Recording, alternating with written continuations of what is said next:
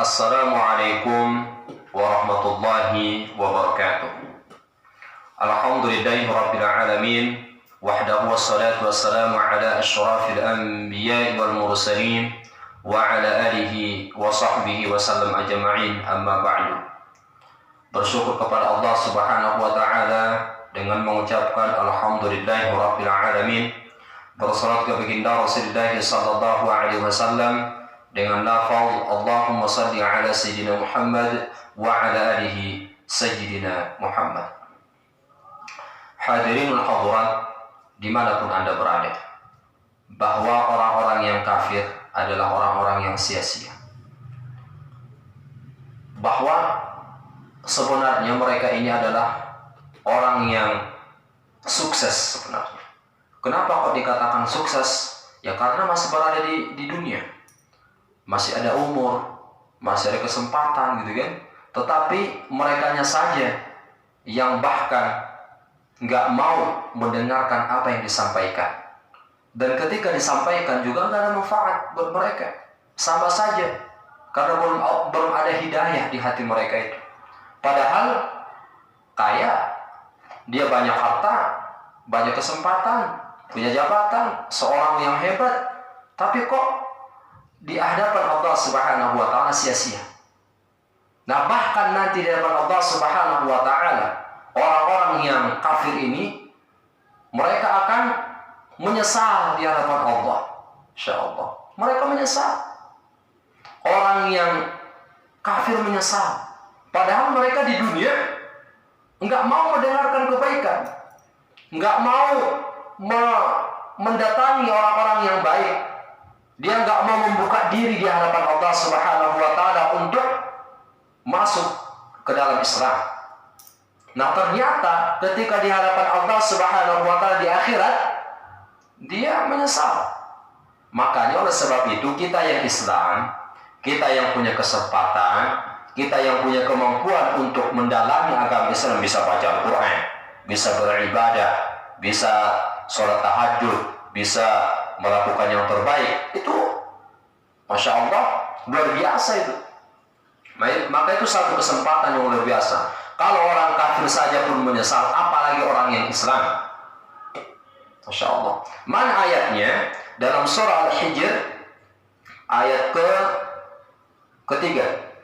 A'udzu billahi minasy syaithanir rajim.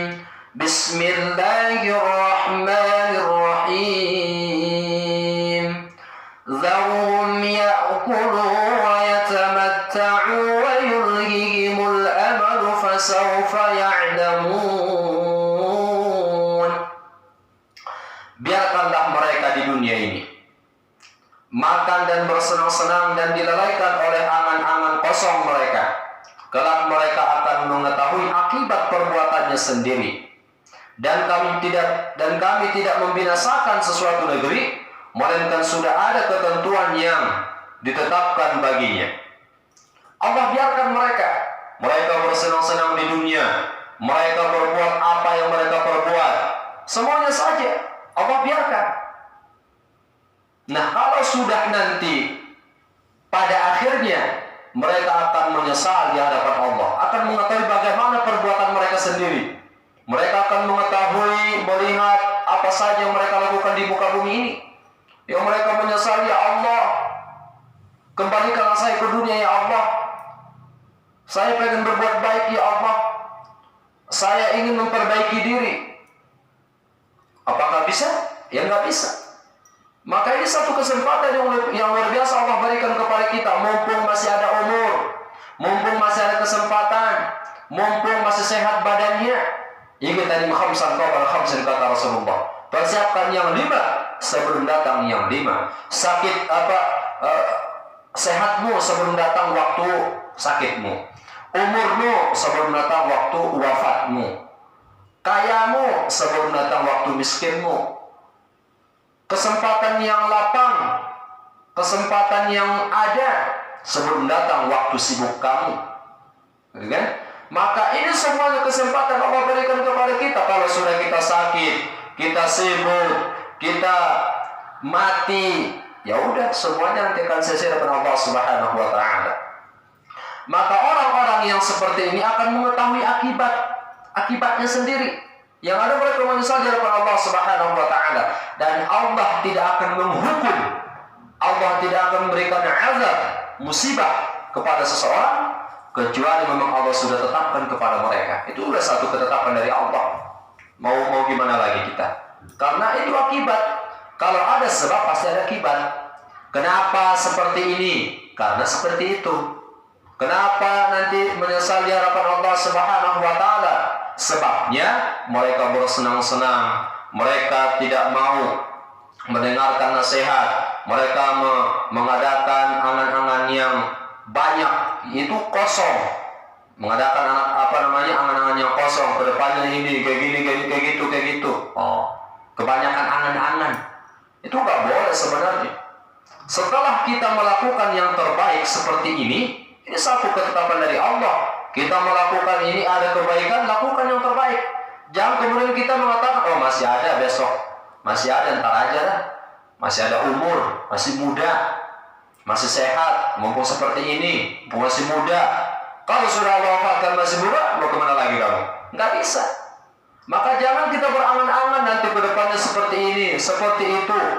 Yang ada aja belum mendatangkan kebaikan kepada kita. Yang ada saja pun belum mendatangkan kebaikan kepada kita, apalagi yang akan datang. Maka oleh sebab itu, kesempatan yang luar biasa Allah berikan kepada kita saat ini. Apa yang kita hadapi? Ada 3 sebenarnya. Masa lalu, masa sekarang, masa akan datang. Masa lalu itu adalah sebuah masa introspeksi diri. Kita muhasabah diri, memperbaiki bahasa. Apa saja kesalahan-kesalahan yang telah kita lakukan, perbaiki sekarang.